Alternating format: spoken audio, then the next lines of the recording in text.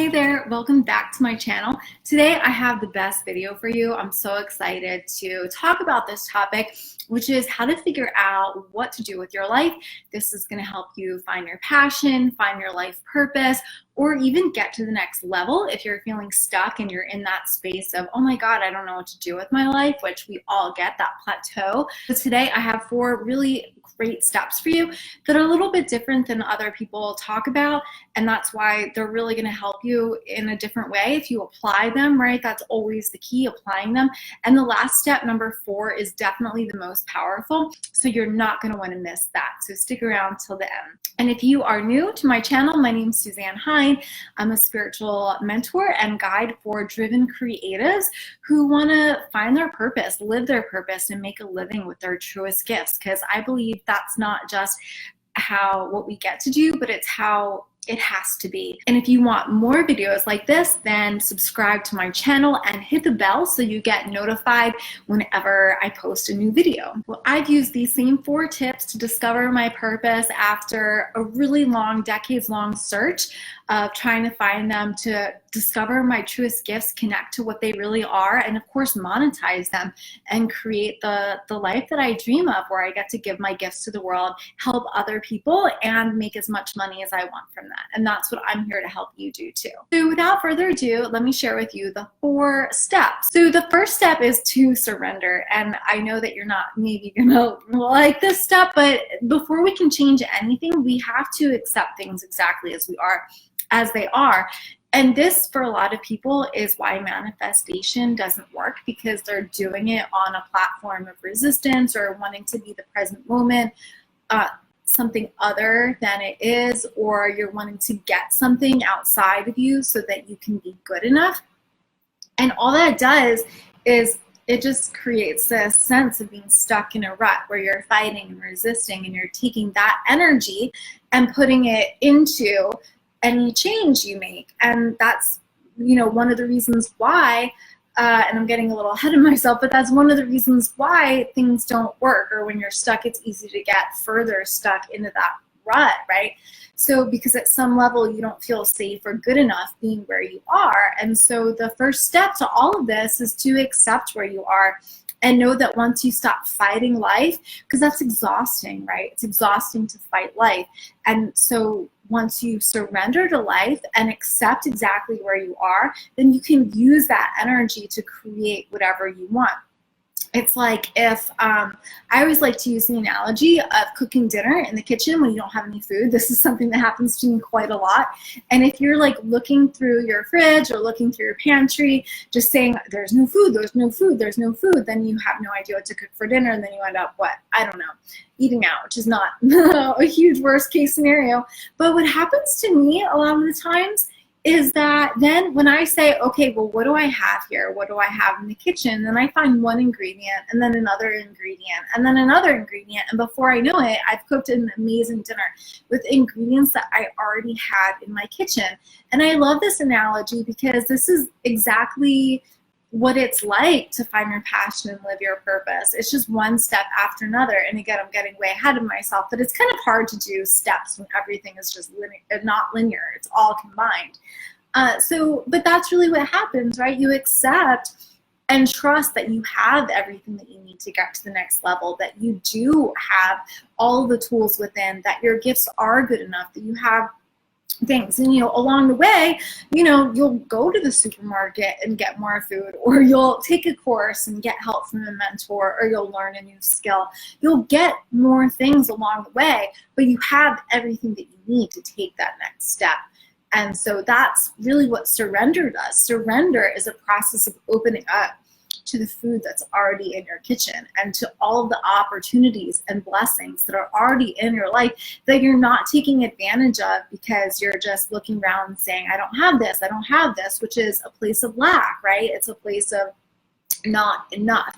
And from a manifestation perspective, we don't create things to feel good enough. We receive a reflection of what we already are. And so when you recognize through surrender that you already are enough and that everything's perfect as it is, then your intuition speaks, and then you receive the guidance to take that next step. So that's really step 2, follow your curiosity, which was a great sort of term that I learned from Elizabeth Gilbert's book, Big Magic. But follow your curiosity and take the next step.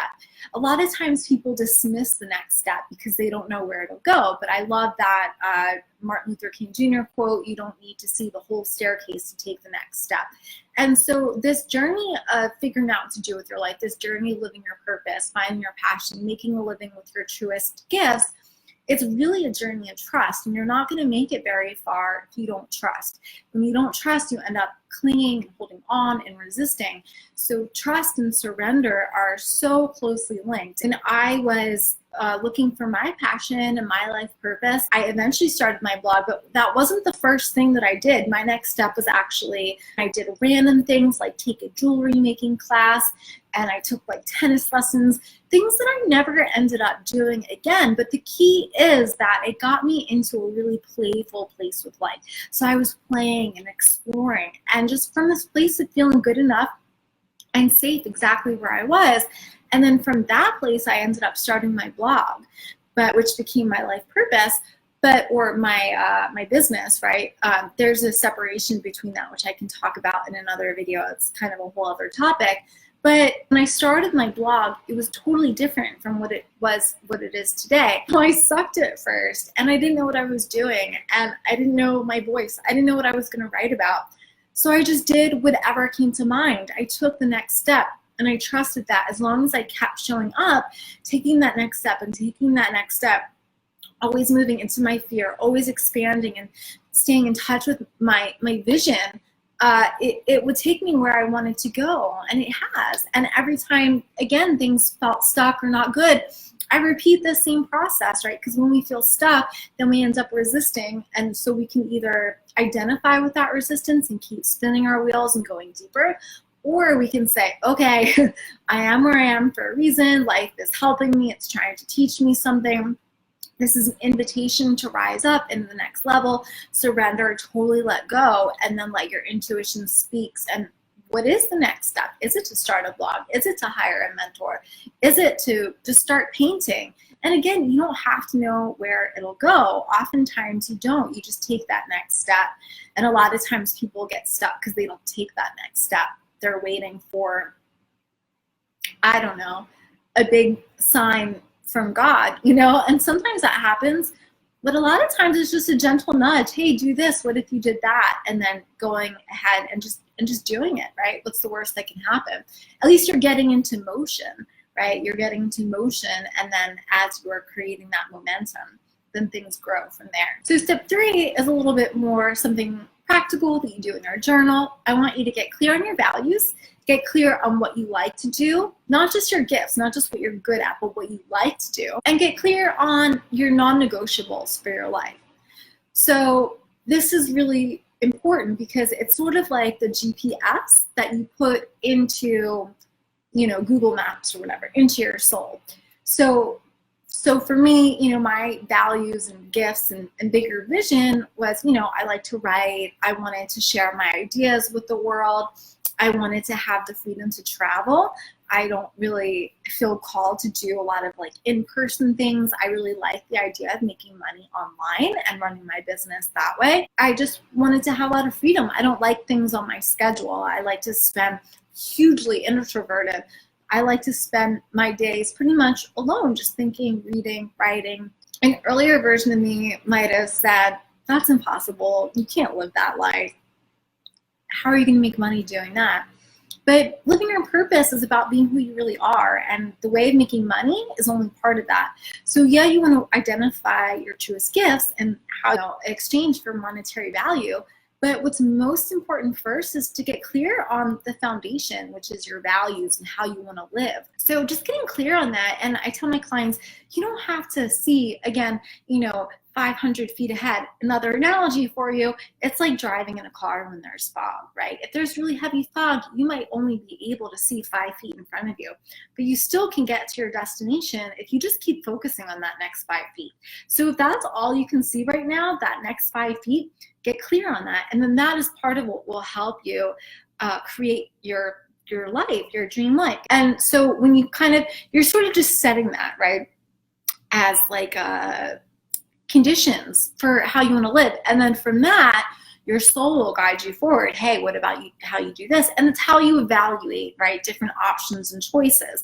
So if you're contemplating between two different ideas and you're not sure which direction you want to go, then you can just take a step back and say, maybe they're both good. Maybe there is no right or wrong. A lot of times there is no right or wrong.